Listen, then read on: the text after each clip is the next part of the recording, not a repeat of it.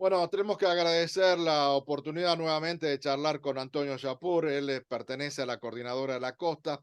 Y hay otra de las actividades que viene haciendo y me parece sumamente importante, que es el rescate de lo patrimonial, valorar lo patrimonial que se encuentra aquí en la costa y que porque nosotros pensamos que es también una forma de defender lo nuestro, ¿no? Los pueblos que olvidan los patrimonios históricos en todas sus formas me parece que olvidan el presente y olvidan el futuro. Y me parece muy loable lo que vienen haciendo, principalmente a partir de lo que ha sido la defensa de lo que es la vieja aduana del puerto de Colastiné y a partir de ahí también un punto de partida para lo que se puede seguir haciendo, trabajando junto con la comunidad. Creo que hay una responsabilidad del Estado en la defensa del patrimonio, pero también nosotros como ciudadanos, como sociedad civil, a la hora de valorar e impulsar todas estas iniciativas. Antonio, bueno, muchas gracias por tu tiempo.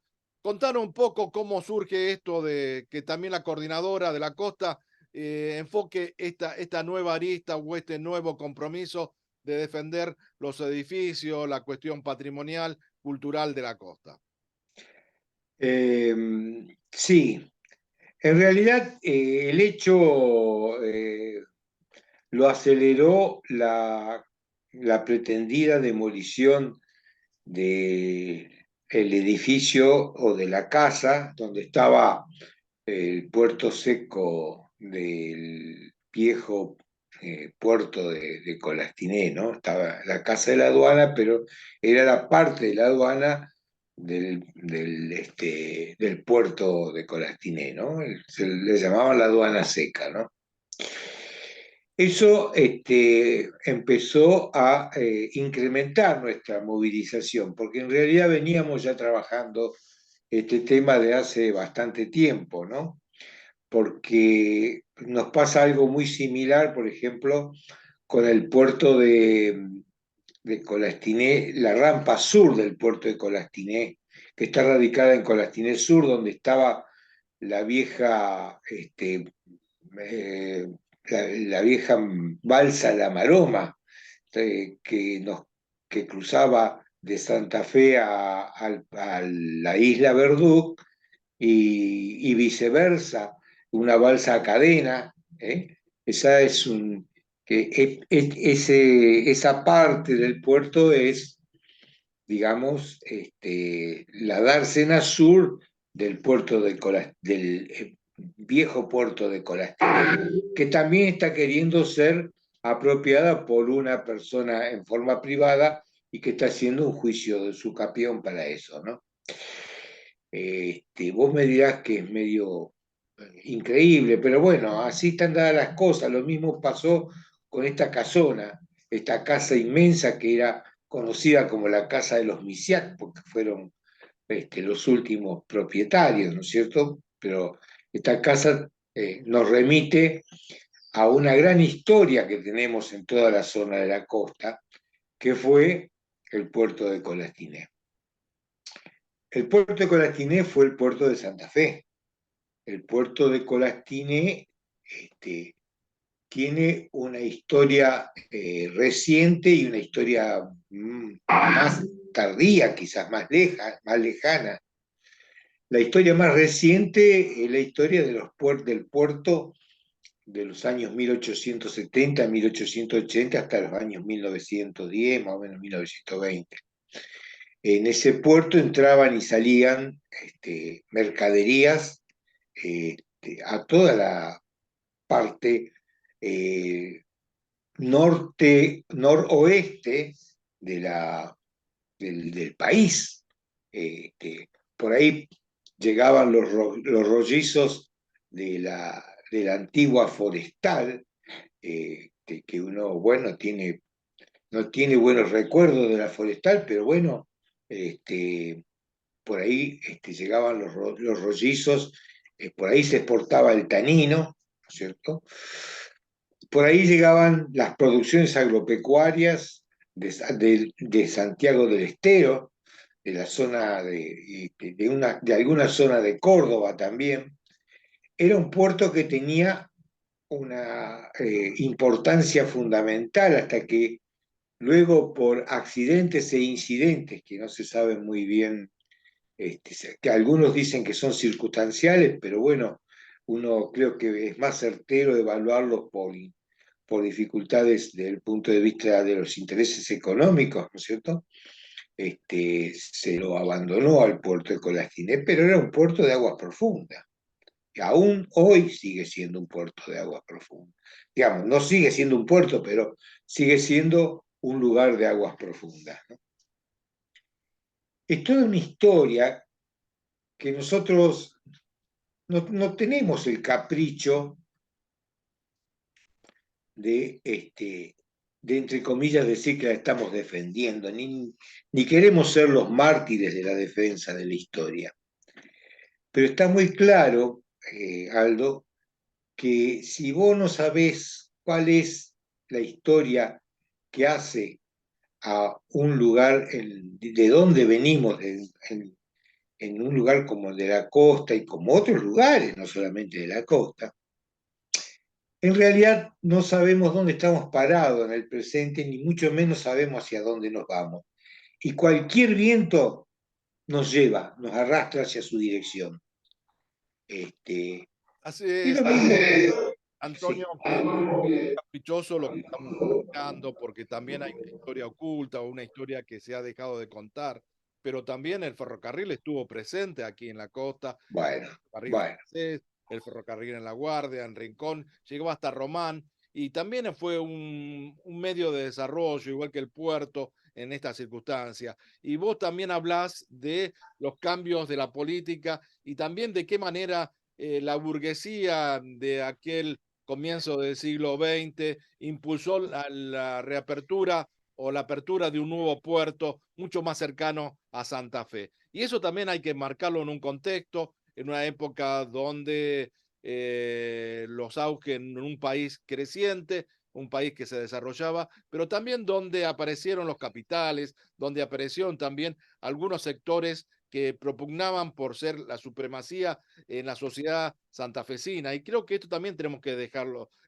planteado en esta charla. Defender el patrimonio significa defender una historia de Santa Fe y en un contexto económico, en un contexto social, y defender lo que significó y lo que puede llegar a significar a lo largo de la historia, defender el patrimonio, porque creo que es muy loable y muy importante preservar estos lugares. Yo creo que por ahí pasa gran parte del eje, Aldo, por lo que vos estás diciendo, ¿no? Porque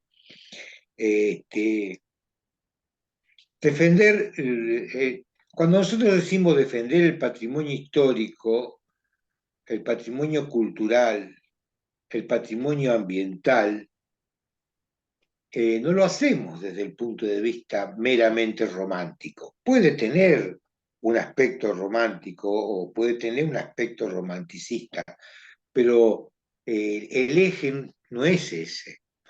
El eje es saber cosas de la historia importantes que sucedieron en nuestra costa, como por ejemplo la batalla del Rincón, para salir un poco de esto. La batalla del Rincón, una batalla que se dio en 1812 en nuestra zona. Fue la batalla anterior, la primera batalla del virreinato, no del virreinato, del gobierno patrio del Río de la Plata, de las provincias del Río de la Plata, antes de la batalla de San Lorenzo. Fue la batalla en cuando los mercenarios y los corsarios imperiales, españoles, franceses, hasta ingleses, venían por el río Paraná para devastar las haciendas para poder sostener el ejército realista. Aquí en Rincón se hizo esa batalla y fue el primer triunfo, podríamos decir, patriota. Y es un triunfo que está olvidado. Sería la vuelta obligado casi, Antonio. Claro, exactamente. Entonces, Y eso no es casual de que esté olvidado, no es casual de que no aparezcan, no aparezca fuertemente como parte de la historia en nuestras escuelas, para nuestras niñeces, para nuestros adolescentes. ¿Eh? Entonces, si eso nosotros no lo fortalecemos, no tratamos de que quede radicado como parte de la esencia de lo que somos, eh, y no es una cuestión chauvinista el decir los costeros, porque los costeros tenemos una identidad propia, que es una identidad amalgamada con los pueblos originarios, con la construcción del ser criollo, con las epopeyas que hemos, o que nuestros antepasados han realizado para defender y construir este país que hoy tenemos. Y si este país que hoy tenemos es producto de la historia que se fue construyendo y que nuestros antepasados la fueron haciendo para que nosotros hoy podamos decir que somos la provincia de Santa Fe, que somos costeros, que somos argentinos, nosotros no tenemos la, no podemos osar romper la cadena de esa historia, porque cuando nosotros rompemos la cadena de esa historia, de alguna manera estamos dejando ese espacio para que otras cosas lo llenen, que no son justamente la de nuestros intereses regionales, provinciales y nacionales. Mira, sin cambiar el eje de la charla, pero también quizás hay que pensar en un Artigas, que también influyó en Entre Ríos y en Santa Fe, y fue un pensamiento de otra modalidad que reivindicaba otro modelo también de construcción política y de país, ¿no? Y hoy no se habla de Artigas, y que Artigas tuvo una fuerte impronta en tanto en Entre Ríos como en Santa Fe, no podemos dejarlo de Claro, lado. Y creo nosotros fuimos, que está olvidado en los libros de historia.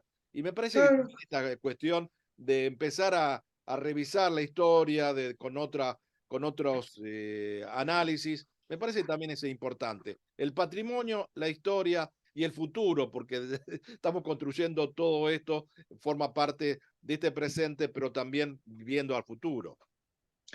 eh, eh, eh, por ahí pasa la cuestión, me parece, ¿no?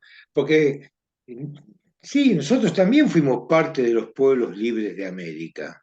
Este, fuimos parte, somos parte de una estructuración como identitaria como país. Este, y si vos te das cuenta cómo vienen desarrollándose algunas cosas, esa identidad está tratando de ser borrada. ¿Por qué? Porque ellos necesitan que nosotros no tengamos memoria, porque la memoria, nuestra memoria, eh, nos permite remitirnos en la historia, pero nos permite presentarnos en el presente y presentarnos para el futuro. Y el futuro del país no somos nosotros, no soy yo que ya tengo 73 años. ¿Eh? Este, ya nosotros somos de alguna manera parte de esa historia porque tenemos historia.